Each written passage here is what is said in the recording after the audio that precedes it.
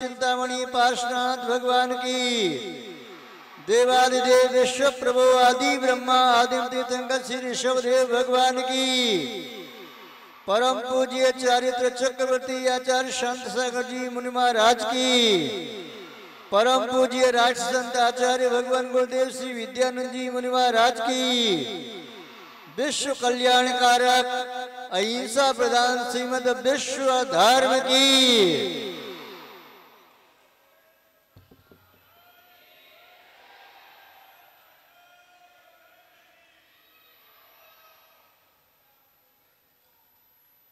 यहाँ पर उपस्थित आप सभी भव्यवर पुंडरीक पुण्यात्मा मां सरस्वती के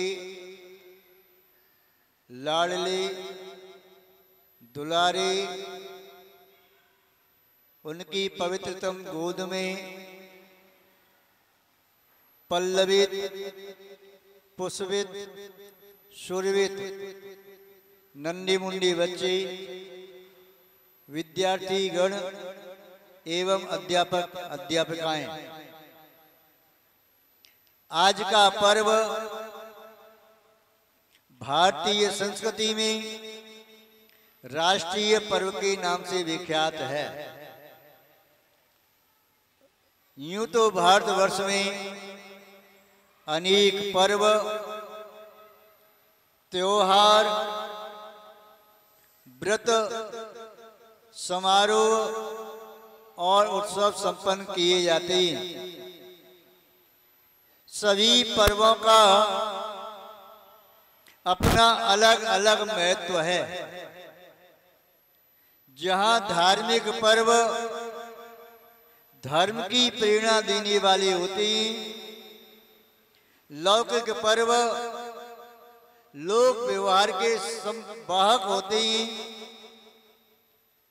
एवं अन्य व्यक्तिगत महोत्सव परिवार में आनंद और खुशहाली का संचार करने वाले होते हैं। वहीं राष्ट्रीय पर्व राष्ट्रीय एकता, अखंडता, समृद्धि एवं खुशहाली के लिए संपन्न किए जाते हैं। देश सुरक्षित है तो देश का प्रत्येक नागरिक अपनी आप में सुरक्षित है। देश की सुरक्षा हमारी आपकी सबकी भावनाओं के साथ साथ उनके माध्यम से संभव है जो देश की सीमा पर अपने परिवार से मोह का त्याग करके संबंधों में निरासक्त होकर के देश के प्रति पूर्ण समर्पित हैं। आज हमारा देश स्वतंत्र है। आज का यह पावन दिन है जब ये भारत देश गुलामी की जंजीरों को तोड़कर स्वतंत्र गगन में श्वास लेने में समर्थ हुआ। सैकड़ों वर्षों तक गुलामी की जंजीरों में जकड़ा हुआ ये देश पराधीनता के दुख को सहन करता रहा। उस समय स्वतंत्र रूप में अपने धार्मिक अनुष्ठान करने में भी असमर्थ थे। स्वतंत्र रूप में अपनी अन्य कार्य भी नहीं कर सकते थे। सामाजिक कार्य, व्यवहारिक कार्य, पारिवारिक कार्य सभी संकुचित हो गए थे।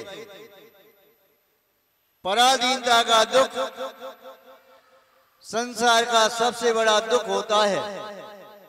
पराधीन व्यक्ति कहा जाता है स्वप्न में भी सुखी नहीं हो सकता।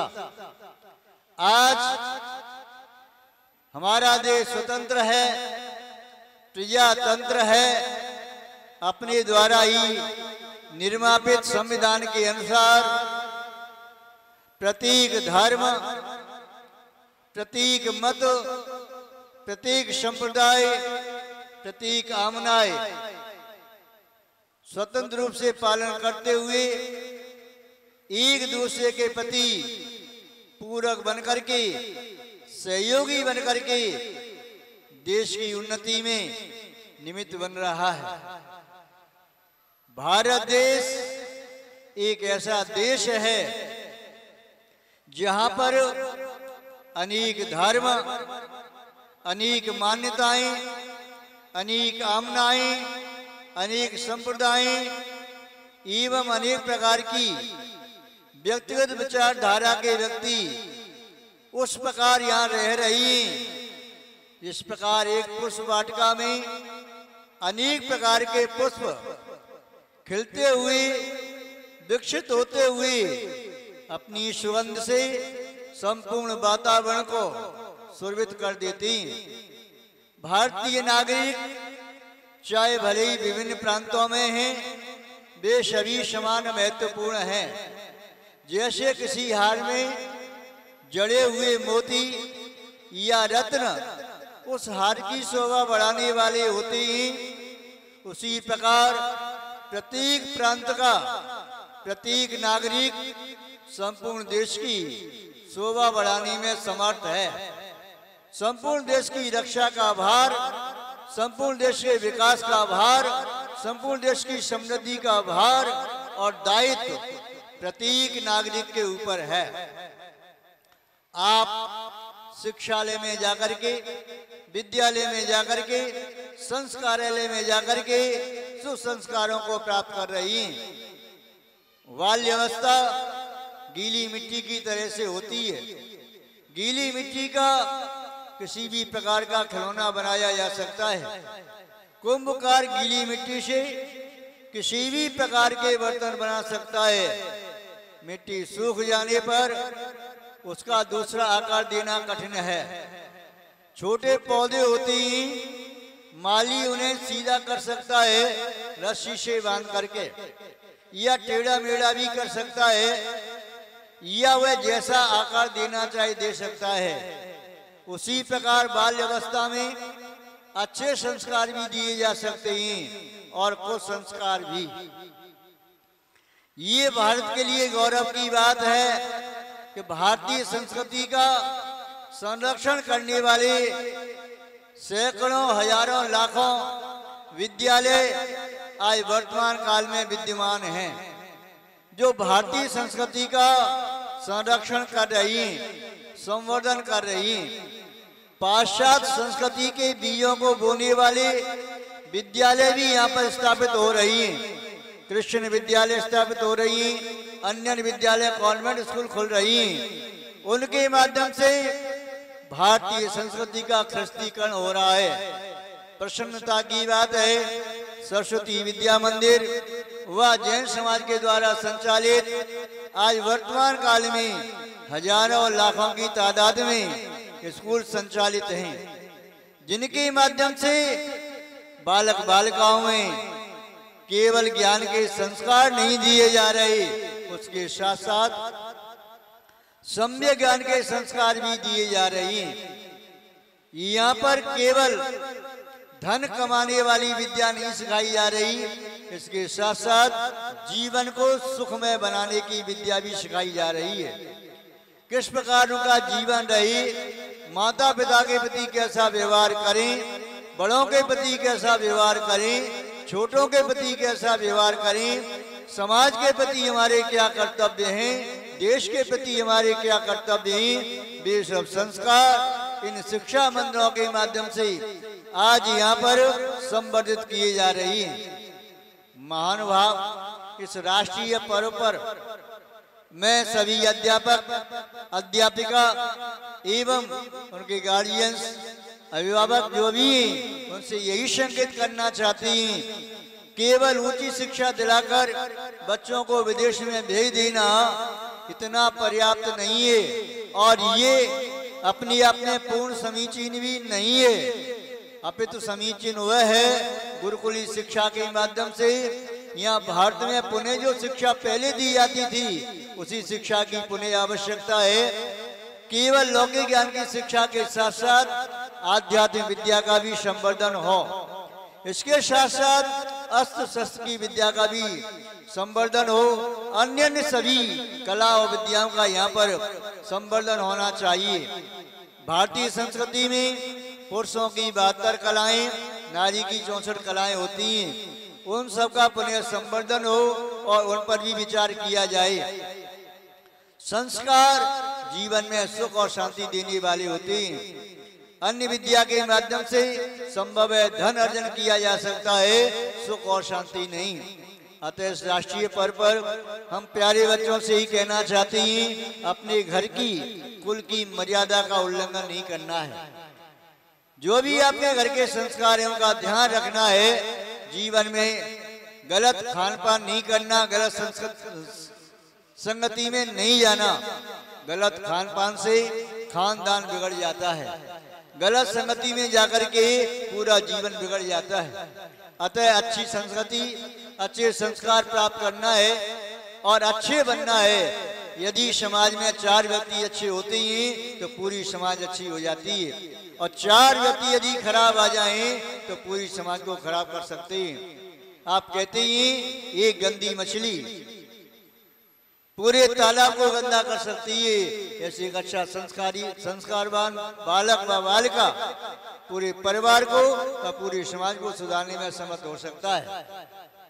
अच्छे कार्य करने का संकल्प लेना है, अच्छे कार्यों को संपन्न करना है।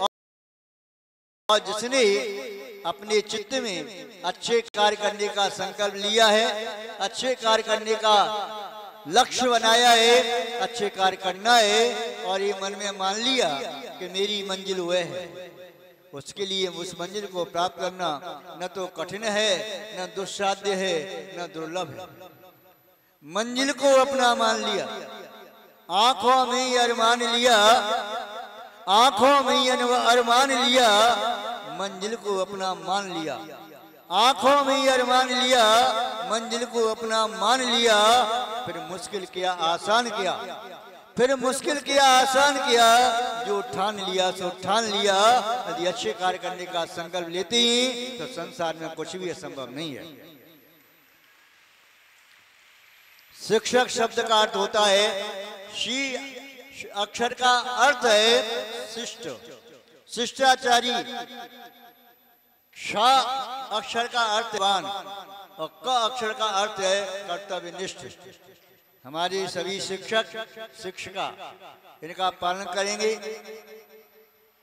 शिक्षिका है तो छी शब्द का अर्थ है क्षितिवत क्षमाशील। पृथ्वी क्षमाशीला होती है, ऐसे ही माताएं बच्चों को जो संस्कार दे सकती हैं वो संस्कार शायद पुरुष न दे पाए।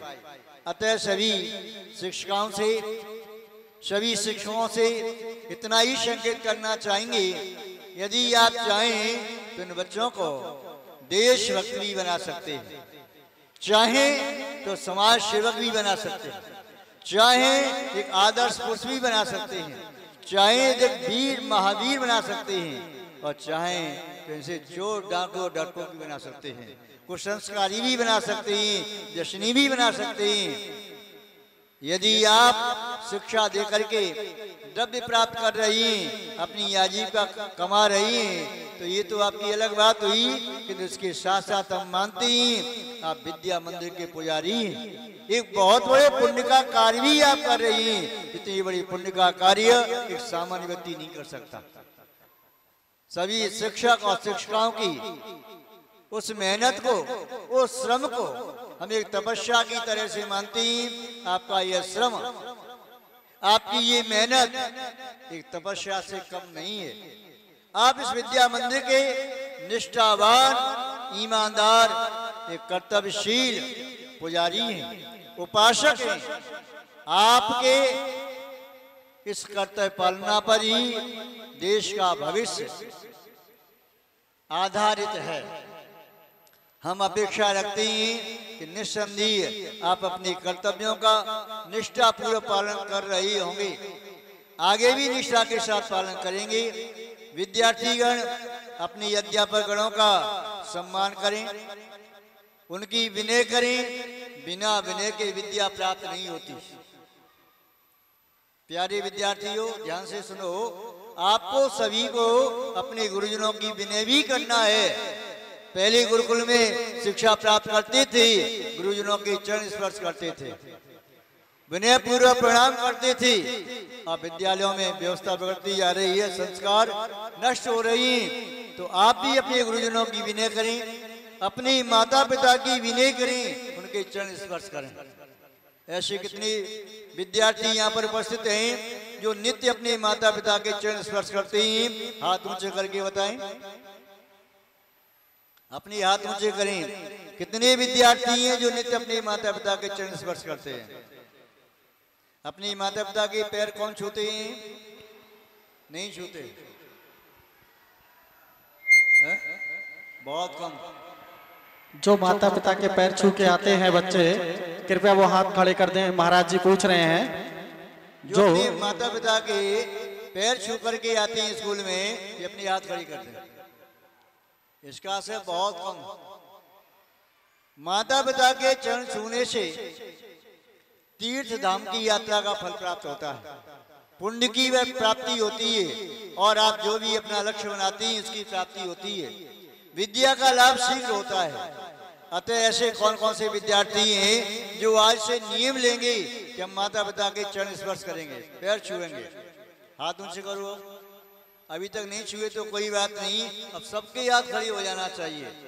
और बालिकाएं माता पिता के चरण शायद नहीं छूती, इस क्षेत्र में नहीं छूती ना, तो वे माता पिता को जो भी बोलती हैं, राम राम बोलती हैं, जय जिंद बोलती हैं, जो कुछ भी बोलती हैं, हाथ जोड़ के अभिवादन करना है। नियम लेना है सभी को 24 घंटे में कम से कम एक बार। फिर आप देखो आपके नंबर कितनी अच्छी आती हैं, आपके ज्ञान की वृद्धि होगी। दोनों हाथ खड़े करो जो नियम ले रहे हैं। सभी बच्चे दोनों हाथ खड़े करेंगे। महाराज श्री कह रहे दोनों हाथ ऊपर करेंगे सभी बच्चे। बहुत अच्छे अच्छे बच्चे हैं आप, बहुत अच्छे बच्चे हैं। और एक नियम और लेना है, जीवन में कोई गंदी वस्तु नहीं खानी है। अंडा मांस शराब आदि अच्छी वस्तुएं नहीं है, इनका सेवन करने से बुद्धि भ्रष्ट होती है। अतः इन वस्तुओं का भी त्याग करना चाहिए, इसका भी नियम ले लेना। और अपने गुरुजनों का पूरा सम्मान करना है, उनकी विनय करना है और उनकी आज्ञा का पालन करना है। जिससे आपके जीवन में विद्या की प्राप्ति हो, समृद्धि हो और विद्या के फल की प्राप्ति हो। इस राष्ट्र पर्व के पावन अवसर पर सभी अध्यापक गणों को, विद्यार्थी गणों को और जो समिति के महानुभाव हैं उन सभी को वात्सल पूर्वक अंतरात्मा से बहुत बहुत आशीर्वाद देते हुए शब्द श्रृंखला को हम विराम देते हैं, क्योंकि आगे की हमारे और भी कार्यक्रम हैं। जय बोलिए श्री शांतनाथ भगवान की, अहिंसा मय विश्व धर्म की, राष्ट्रीय संत आचार्य भगवान गुरुदेव श्री विद्यानंद जी मुनि महाराज की।